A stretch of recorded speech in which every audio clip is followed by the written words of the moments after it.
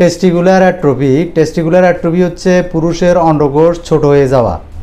পুরুষের অন্ডকোষ স্বাভাবিক সাইজের চেয়ে অনেক ছোট হয়ে যাওয়া, একটি অন্ডকোষ ছোট হয়ে যাওয়া অথবা উভয় অন্ডকোষ ছোট হয়ে যাওয়া, এটাকে টেস্টিকুলার অ্যাট্রফি বলে। টেস্টিকুলার অ্যাট্রফি হলে পুরুষদের অন্ডকোষ অনেক ছোট হয়ে যায়, মার্বেলের মতো হয়ে যায়, কবুতরের ডিমের মতো, সুপারির মতো হয়ে যায়।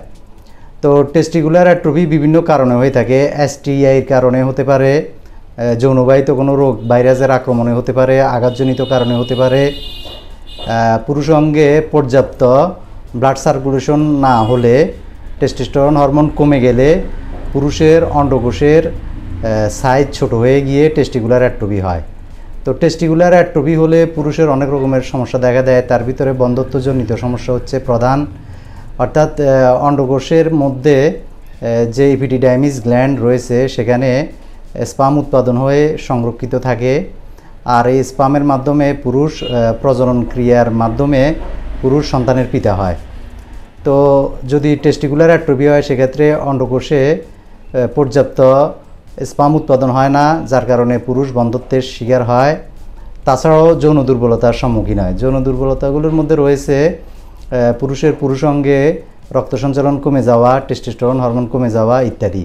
টেস্টোস্টেরন হরমোন কমে গেলে পুরুষের যৌন আগ্রহ উদ্দীপনা কমে যায়, পুরুষাঙ্গ শক্ত হয় না, দ্রুত বীর্যপাতের সমস্যা হয়, স্পাম কমে যায়, বীর্য পাতলা হয়ে যায়। এবং টেস্টিকুলার অ্যাট্রফি হলে অনেক ক্ষেত্রে পুরুষের প্যানাইল অ্যাট্রফিও হয়। প্যানাইল অ্যাট্রফি বলতে মানে পুরুষ অঙ্গটা খিসে ছোট হয়ে যাওয়া, এটাকে প্যানাইল অ্যাট্রফি বলে। টেস্টিকুলার অ্যাট্রফির সাথে প্যানাইল অ্যাট্রফিরও সম্পর্ক রয়েছে।